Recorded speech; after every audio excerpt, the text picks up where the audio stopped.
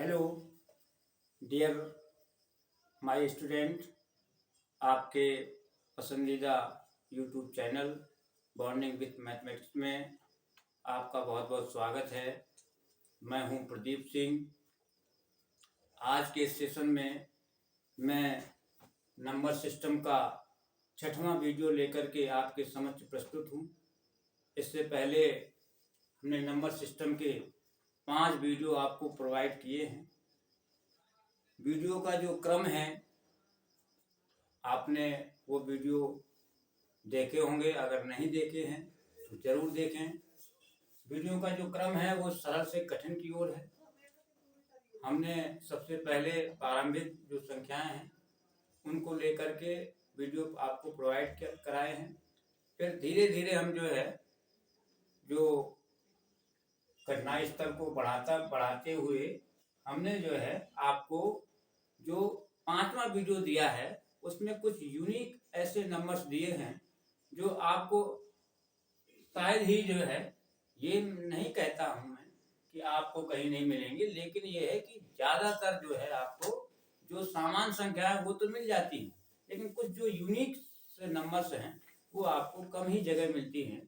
तो बहुत ही आज का भी ये जो वीडियो है ये भी बहुत ही महत्वपूर्ण होने वाला है, क्योंकि आज हम यहाँ पर बहुत ही इम्पोर्टेंट संख्याएं आपको बताने वाले हैं।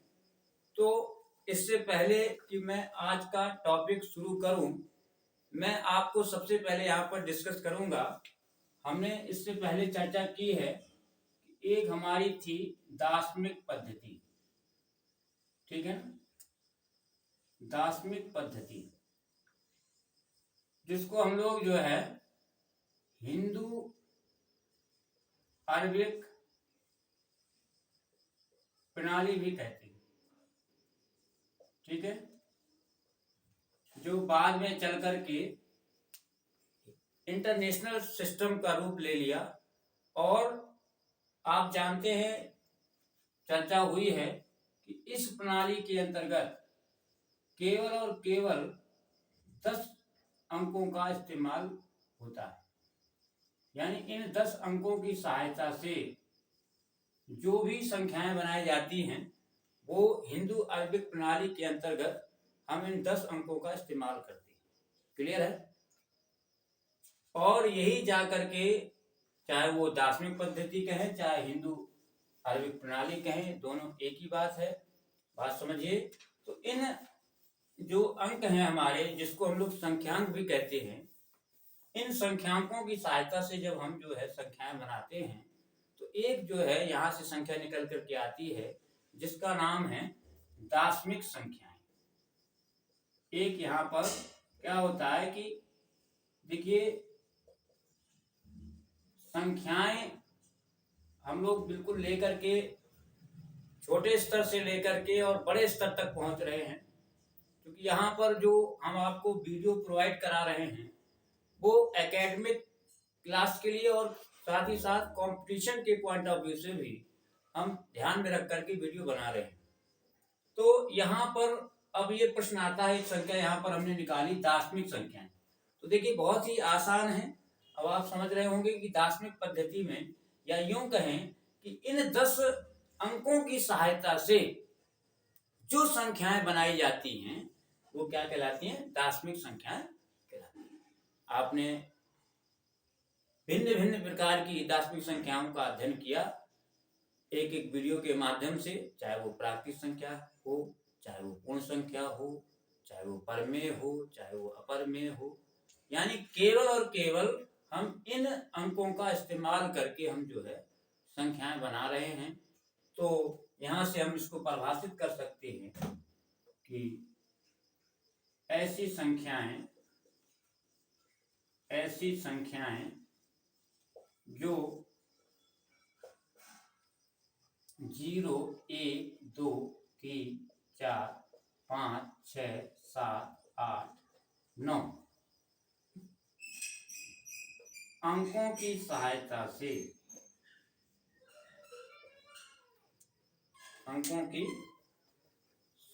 से ध्यान दीजिएगा, अंकों की सहायता से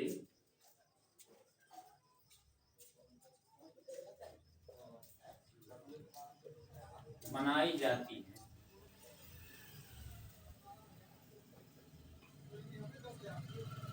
दार्शनिक संख्याएं कहलाती हैं। यहाँ से एक संख्या आपकी ये क्लियर हो रही है कि दार्शनिक संख्याएं किसे कहते हैं। तो दार्शनिक पद्धति में या हिंदू आर्यविक प्रणाली में ये जो 10 आपके अंक हैं, इन अंकों की सहायता से जो संख्याएं बनाई जाती हैं वो हमारी क्या कहलाती है, दार्शनिक संख्याएं कहलाती है। क्लियर है। अब इसी से आज का जो हमारा टॉपिक है, क्योंकि आज हम केवल और केवल आपको एक संख्या पढ़ाने वाले हैं जिसका नाम है रोमन संख्या। क्या नाम है? रोमन संख्या। बहुत ही इंपॉर्टेंट है और मुझे लगता है कि ये छोटे क्लास से ही रोमन नंबर्स छोटे क्लास से ही आपको पढ़ाई जाती हैं। जब हम 1 2 3 4 5 पढ़ते हैं उसी समय छोटी क्लास में जो है रोमन संख्याएं भी हम लोग रिप्रेजेंट करना बच्चे को बताते हैं। अब चूंकि हम लोग जो है इसको व्यापक पढ़ेंगे, इसके रूल्स भी पढ़ेंगे, तो देखिए सबसे पहले तो इसको परिभाषित किया जाए कि what is the Roman number. ठीक है, रोमन नंबर क्या है।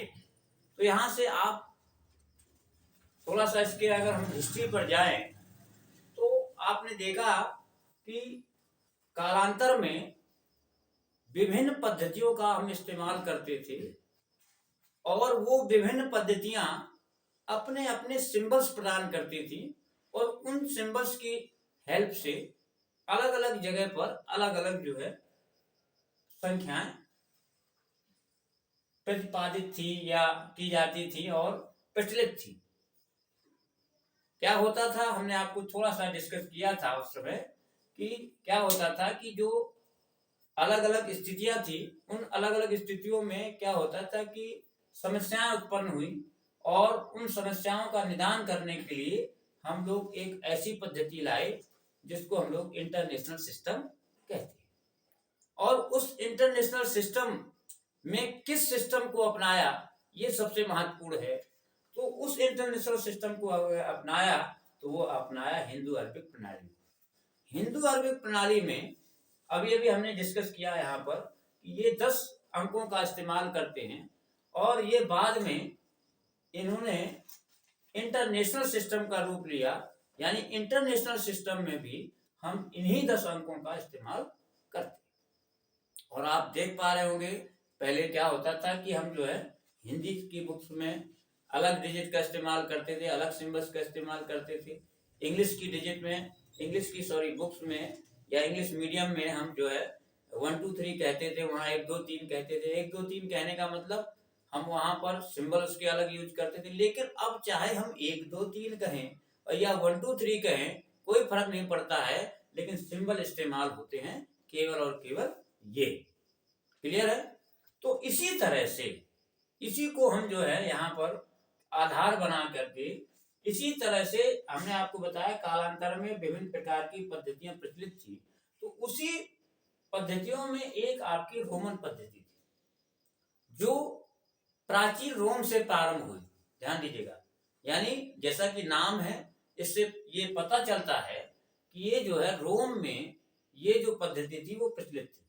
और रोम में जो ये पद्धति थी उसमें जो है कुछ विशेष संकेतों का हमने बताया, हर पद्धति की अपने अपने क्या था, सिस्टम था, अपना अपना जो है सिंबल्स यूज करते थे। तो यहाँ पर जो है जो सिंबल्स यूज किए जाते थे वो केवल और केवल 7 सिंबल्स का 7 संकेतों का इस्तेमाल करके जो है यहाँ पर संख्याएं बनाई जाती थी। तो हम यूं कह सकते हैं, इसको अगर परिभाषित करना है तो ऐसी संख्याएं जो 7 सिंबल की सहायता से या 7 अंकों की सहायता से, वो 7 अंक आपके रोमन अंक कहलाते थे। उन रोमन अंकों की सहायता से जो संख्याएं बनाई जाती थी उनको क्या कहते हैं, रोमन संख्याएं कहते हैं। ठीक है, मैं आपको और बताता चलूं कि यहाँ पर जो है एक रोमन में एक लातिनी भाषा है, लातिनी भाषा है। उस लातिनी भाषा के जो अक्षर हैं, ठीक है, उनको जोड़ करके जो है रोमन संख्याएं बनाई जाती थी।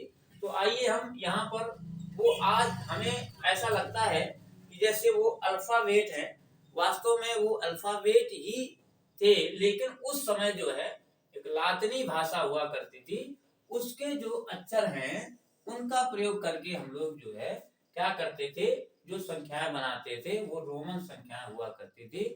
आइए हम लोग यहाँ पर ये देखें सबसे पहले कि वो सिंबल्स कौन से हैं। जैसे हमने हिंदू आर्थिक प्रणाली में देखा है ये 10 डिजिटों का इस्तेमाल हम करते हैं, तो इसी तरह से यहाँ पर क्या है, हम इस्तेमाल जो करते हैं वो क्या करते हैं, हम आई, कैपिटल आई, वी, ध्यान दीजिएगा, ठीक है ना, एक्स, ठीक है, एल, सी, डी, एम, ये हमारे जो है क्या है, सिंबल्स हैं, जिसको हम लोग क्या बोलते हैं, रोमन अंक बोलते हैं। ध्यान दीजिएगा, क्या बोलते हैं, रोमन अंक।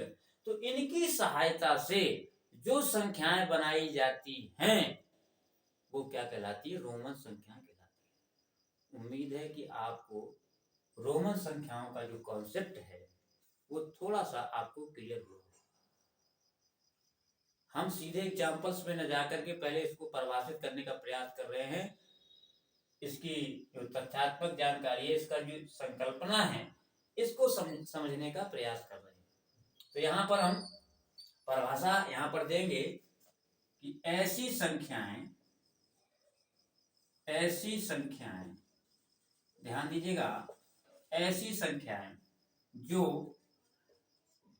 आई, V, X, L, C, D, M, इनको बोलेंगे क्या, रोमन अंक। ठीक है, रोमन पद्धति है तो रोमन पद्धति में जो रोमन अंक इस्तेमाल होते थे, रोमन अंकों की सहायता से, रोमन अंकों की सहायता से बनाई जाती हैं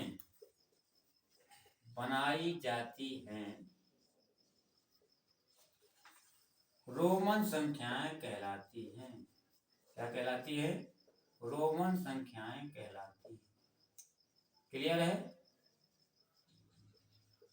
तो ये तो हो गई आपकी परिभाषा, ठीक है, ये हो गई परिभाषा। ये तो मैंने आपको पहले सिंबल्स को बताया था, और यहां से इसकी हो गई ये परिभाषा, ठीक है।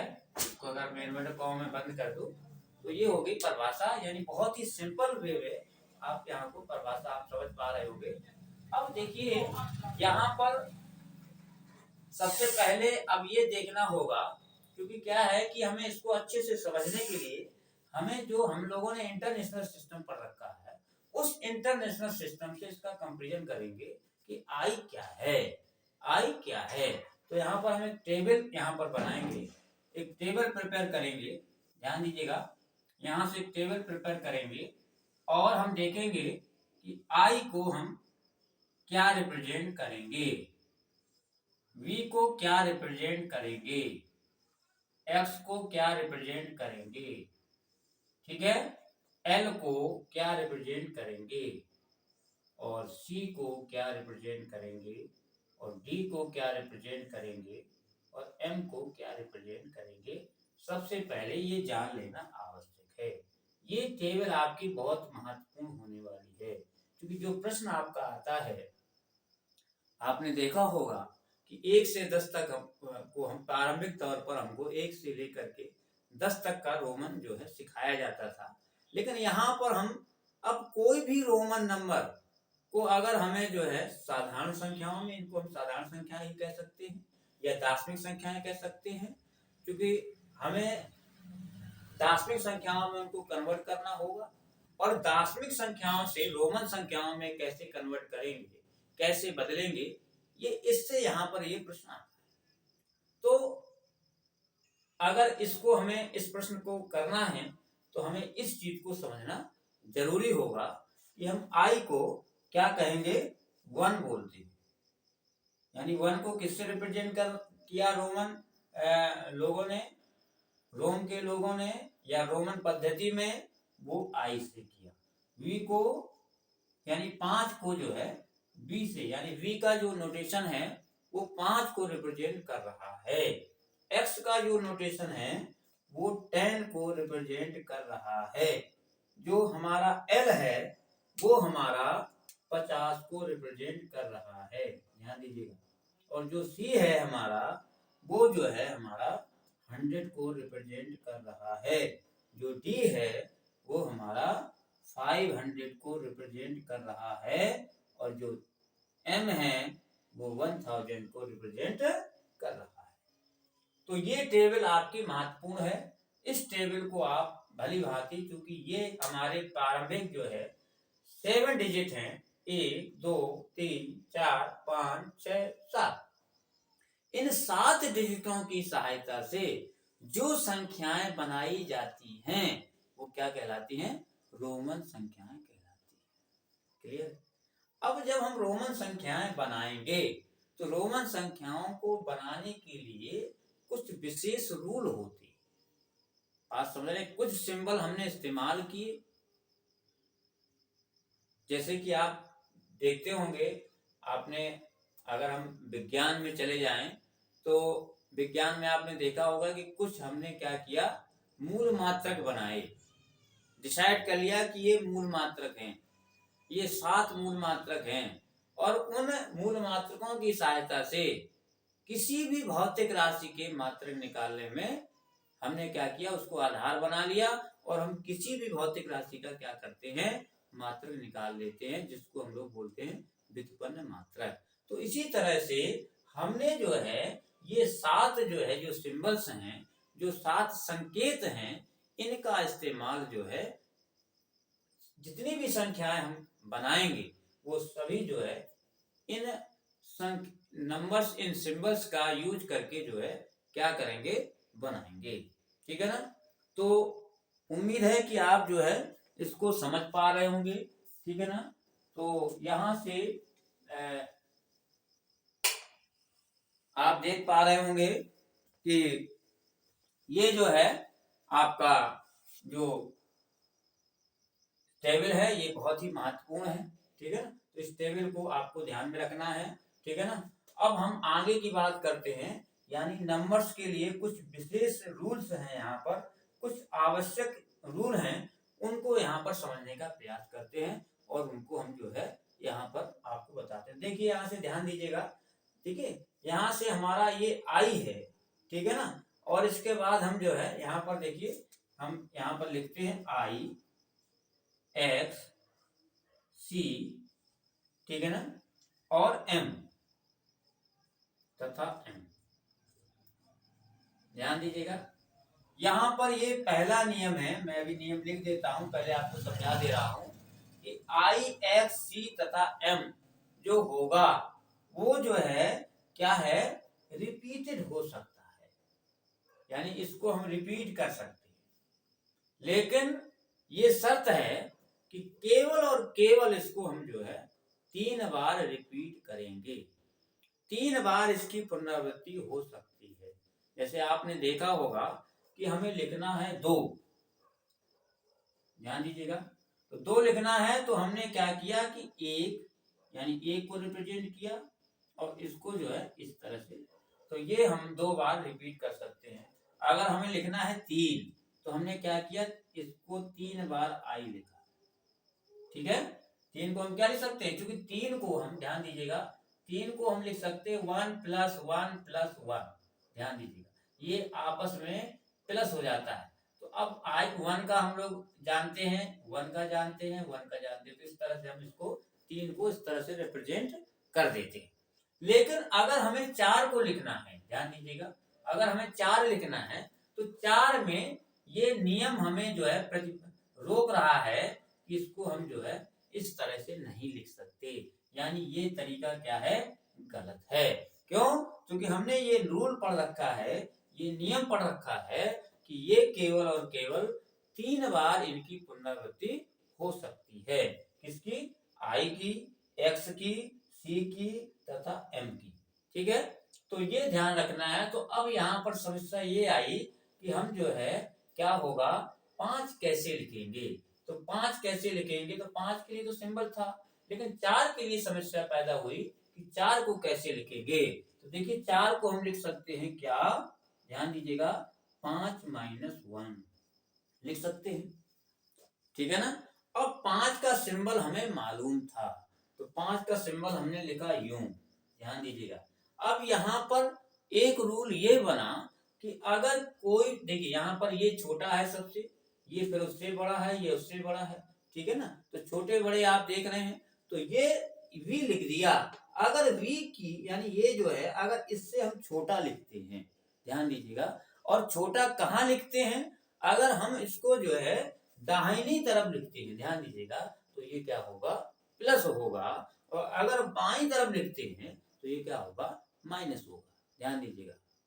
तो यहाँ पर हमें चूंकि माइनस करना है, इसलिए हम लिखेंगे 1 का सिंबल आप जानते हैं आई होता है, तो इसलिए 4 का जो है ये हो गया रोमन संख्या में, इस तरह से इसको रिप्रेजेंट करेंगे, ध्यान दीजिएगा। यानी छोटा रोमन नंबर, अगर हम किसी रोमन नंबर के दाहिनी तरफ अगर हम छोटा नंबर लिखेंगे तो वो क्या होगा, प्लस होगा। अगर हम जो है बाईं तरफ लिखेंगे तो वो क्या हो जाएगा, माइनस हो जाएगा, ठीक है ना। आप लोग देखें यहां से, अगर हम 1 से लेकर के यहाँ शुरुआत करते हैं, 1 से लेकर के अगर हम यहाँ पर 1 2 3 4 5 6 7 8 इस तरह से यहाँ पर देख लीजिए 9 और 10, ठीक है, इसको कर देते हैं क्लोज। अब अगर 1 को लिखना है तो 1 का सिंबल हमें मालूम है, ठीक है, क्या है, ये है। 2 को लिख सकते हैं 1 + 1, और इसलिए इसको लिखेंगे डबल आई। 3 को 1 + 1 + 1, ठीक है ना, और इसको लिखेंगे हम लोग ट्रिपल आई। 4 को अभी अभी हमने बताया 5 - 1 लिखेंगे, तो इसको लिखेंगे क्या, IV। क्यों लिखेंगे IV, क्योंकि ये माइनस हो रहा है। अब यहाँ से 5 का तो आप जानते ही हैं। 6 का देखिए, 6 का क्या हो जाएगा, V लिखेंगे, पहले यहाँ पर लिख लें, इसको लिखेंगे 5 + 1। जब 5 + 1 लिखेंगे, अभी अभी हमने बताया कि जब प्लस की बात होगी तो हमेशा जो है कहाँ लिखा जाएगा, हमेशा जो है दाहिने तरफ लिखा जाएगा, राइट हैंड साइड में लिखा जाएगा। तो ये हो जाएगा आपका क्या, VI। और 7 को लिखेंगे, तो 7 लिखेंगे, ध्यान दीजिएगा, ये हमारा हो जाएगा 5 + 1 + 1, इस तरह से VII।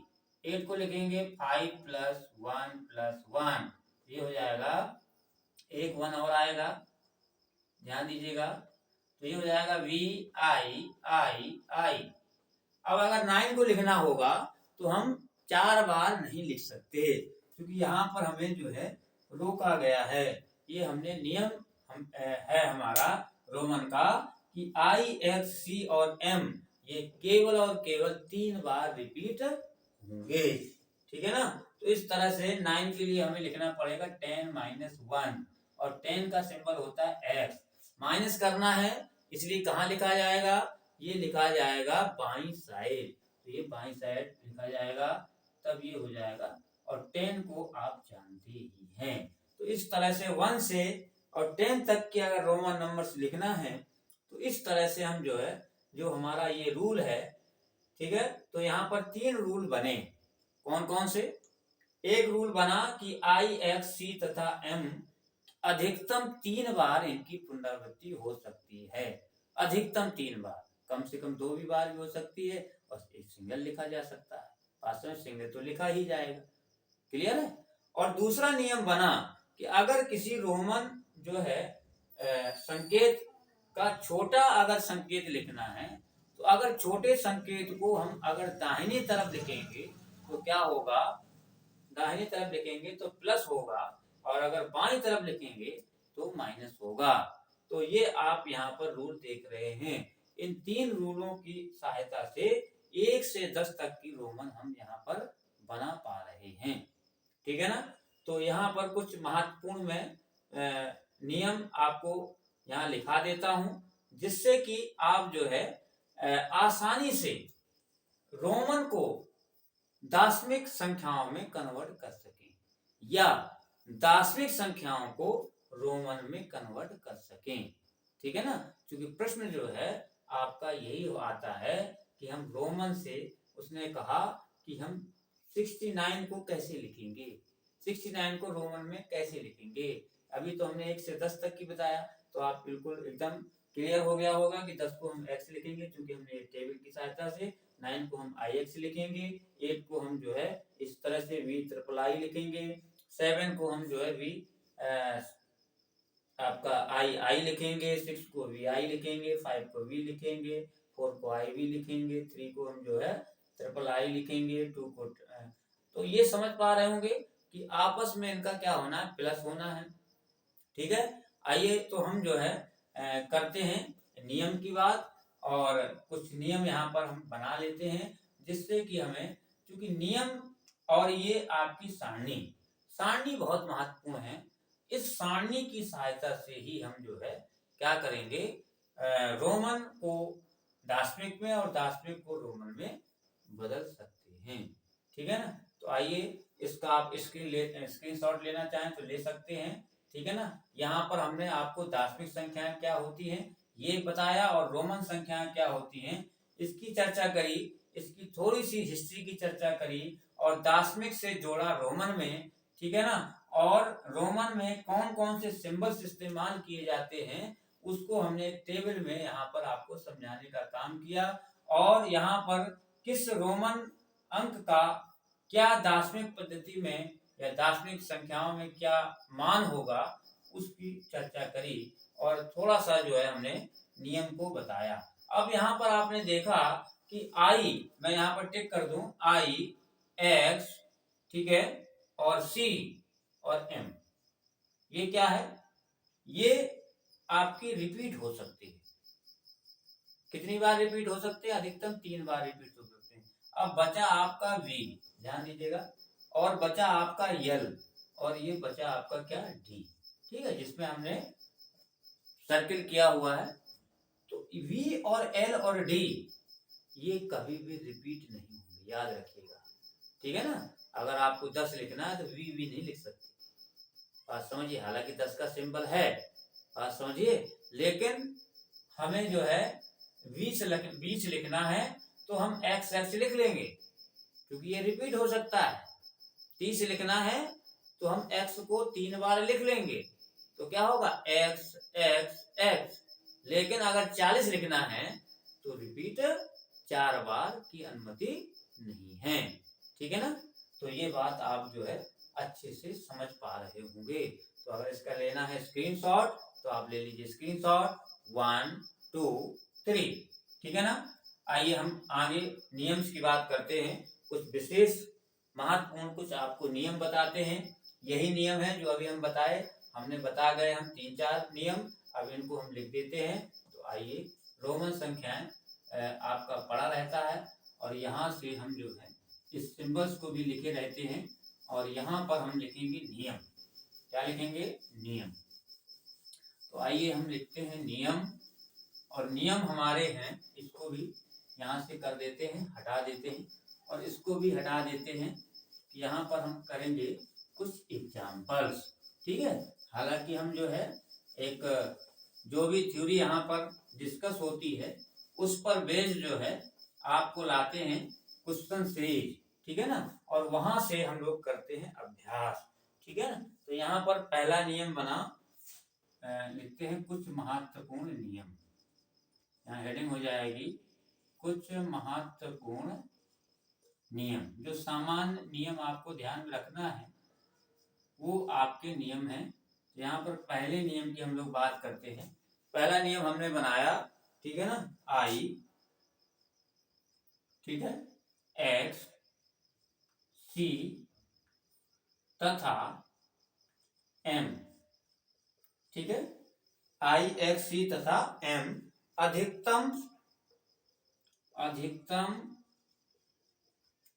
3 बार, अधिकतम 3 बार, ठीक है, अधिकतम 3 बार लगातार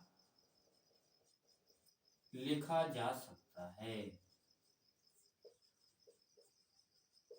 ठीक है, दूसरा नियम हमने बनाया क्या, हमने बताया था कि V बचा आपका, ठीक है ना, और L बचा और D बचा, ठीक है। तो V, L तथा D 7 डिजिट है, 4 हो चुकी है, ठीक है ना, तो 3 बची, बोलो V, L तथा D, ठीक है ना। V, L तथा D कभी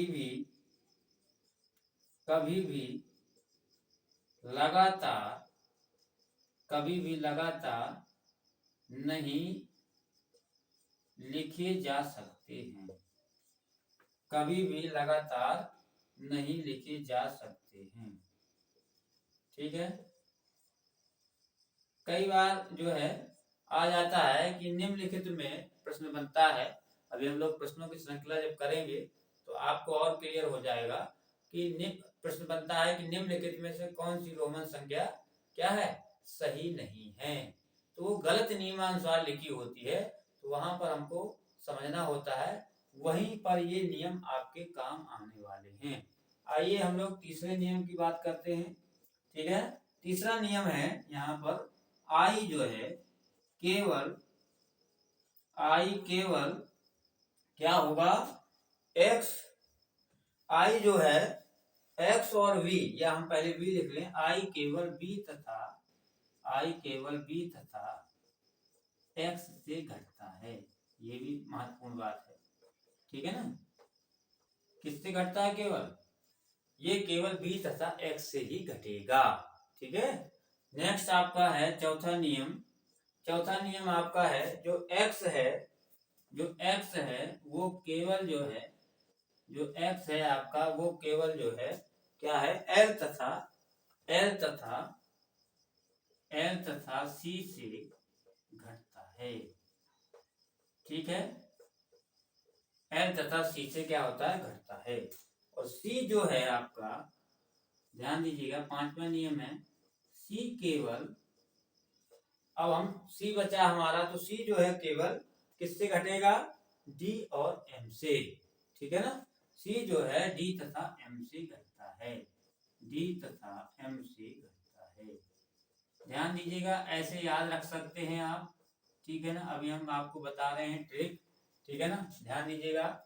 हमने आपको बताया कि आई, ये आई है, ये वी और एक्स से केवल घटेगा, ठीक है ना। हम आई सी नहीं लिख सकते, बात समझिए क्या कहना चाह रहे हैं हम, ठीक है ना। हम आई डी नहीं लिख सकते, केवल लिखेंगे आई वी आई एक्स। वी जो है, जो आई है वो केवल वी और एक्स से घटेगा, जो हमारा एक्स है, ध्यान दीजिएगा, यहां से बढ़ेंगे, अभी यहां पर थे, ठीक है ना, अब हम आ गए यहाँ पे, तो ये एक्स जो है केवल किससे घटेगा, एल तथा सी से घटेगा, और सी किससे घटेगा, डी तथा एम से घटेगा, क्लियर है। तो ये हैं आपके चुनिंदा 5 नियम। एक नियम हमने ये भी बताया है कि आप जो है क्या करेंगे, सामान्य नियम है वो, जैसे हम जो है अभी हमने आपको चर्चा की, बताया भी, 1 से लेके 10 जो है कि अगर हम v के इधर आई लिखेंगे तो ये क्या हो जाएगा, प्लस हो जाएगा, बात समझिए, तो 6 बन जाएगा, और अगर v के इधर आई लिखेंगे तो ये क्या हो जाएगा, माइनस हो जाएगा, ध्यान दीजिएगा, इसकी चर्चा हम लोगों ने की। तो ये रूल के तहत ही हो रहा है कि अगर कोई छोटा जो है सिंबल्स अगर हम दाहिनी तरफ लिखते हैं तो क्या हो जाता है, प्लस हो जाता है, और अगर बाईं तरफ लिखते हैं तो माइनस हो जाता है, क्लियर है। तो ये चीज आपको ध्यान में रखनी है। एक बहुत ही महत्वपूर्ण नियम है। अब यहाँ पर समस्या आई कि क्या हुआ कि बहुत बड़े बड़े नंबर लिखने हैं आपको, ठीक है ना, तो बड़े बड़े नंबर लिखने के लिए क्या हुआ कि हमको जो है बहुत बड़ा बड़ा जो है लिखना ना पड़े, इसके लिए एक नियम यहाँ से स्टार लगा के बता देते हैं कि अगर यदि किसी रोमन अंक में, ध्यान दीजिएगा, यदि किसी रोमन अंक में बार लगा दें तो उसमें 1000 का गुणा हो जाता है। ठीक है, कितने का गुणा हो जाता है? 1000 का गुणा हो जाता है। ये आपका एकदम शॉर्ट बना देगा। सपोज करिए कि हमें लिखना है 5000। ठीक है, तो हम 5000 को बहुत बड़े में लिखें, इससे बेहतर है कि हम इसको लिखें 5 और गुणा किसका कर दें? 1000 का करेंगे तो हम क्या करेंगे? 5। ये हो जाएगा 5000। सिंबल है आपका 5 का, हमने लगाया उसमें बार, तो कितने का गुणा हो गया? 1000 का गुणा हो गया। तो नियम बन गया, यदि किसी रोमन अंक में, या हम यूं कहें किसी संकेत में, यही तो संकेत हैं, और इन संकेतों को क्या कहते हैं? रोमन संकेत कहते हैं या रोमन अंक कहते हैं। ठीक है ना, वो दार्शनिक आपके संख्यांक थे। वास्तविक संख्यांक मतलब अंक, तो वो दार्शनिक अंक थे, और ये कौन सी अंक हैं? रोमन अंक हैं। तो अगर रोमन अंक में या रोमन सिंबल्स में, जिसके लिए आपकी रोमन संख्याएं जिनकी सहायता से बनाई जाती हैं, अगर उसमें हम बार लगा देंगे, इसको कहते हैं बार, तो इसमें क्या हो जाता है? 1000 का गुणा हो जाता है। अगर हम आपसे कहें कि जो है, आप जो है लिखिए क्या? 5000, यहाँ पर लिखें 5192। अगर हम आपसे कहें कि इसको आप रोमन अंक में लिखें, रोमन संख्या में लिखें, ये कौन सी पद्धति में लिखा हुआ है? दार्शनिक पद्धति में लिखा है। कौन सी संख्या है? दार्शनिक संख्या है। ठीक है ना, और इसको किस में लिखना है? रोमन संख्या में लिखना है। तो आप क्या करेंगे? आप सिंपल सा तरीका है कि आप क्या करिए, इसको लिखिए क्या? 5000। ये हो गया 5000। ठीक है, इसके बाद आप देख रहे हैं 100 है ये, तो 100 का आपने संकेत पढ़ रखा है। 100 का संकेत होता है क्या? सी। ठीक है, LCDM, 50, 100, 500, 1000, ऐसे याद रख सकते हैं। LCDM, ठीक है ना। तो यहां से 100 का होता है सी। ठीक है ना, इसके बाद क्या बचा? 92। अब 92 का मतलब है 90, तो पहले हमें 90 लिखना है। अब 90 को कैसे लिखेंगे? तो 90 को जो है हमें लिखना होगा, क्या करेंगे हम? जो है 10 है ये, और ये क्या है? 100 है, तो 100 में से 10 को घटा लेंगे, तो क्या हो जाएगा? 90। और इसके बाद 2 और बचा, तो ये हो गया 2। तो इस तरह से हम 5192 को बी बार CX CII, ठीक है ना। तो उम्मीद है कि आप इसको समझ पा रहे होंगे। ठीक है ना। अब हमें मान लीजिए हमने आपको दे दिया कि लिखिए 699। क्या लिखना है? 699। 699 को आपको रोमन में लिखना है। बताइए क्या लिखेंगे? हम समय दे रहे हैं आपको, आप चेक करेंगे कि 699 को जो हम लिख रहे हैं वो सही है या नहीं है। तो देखिए यहाँ पर 699 को जब आपको लिखना होगा तो आप क्या करेंगे? यहाँ से देखिए हम जो है 600 की बात कर रहे हैं, तो 600 की बात कर रहे हैं तो हमें 500 की बात करना पड़ेगा। तो 500 हमारा ये है, रखा है डी, ध्यान दीजिएगा।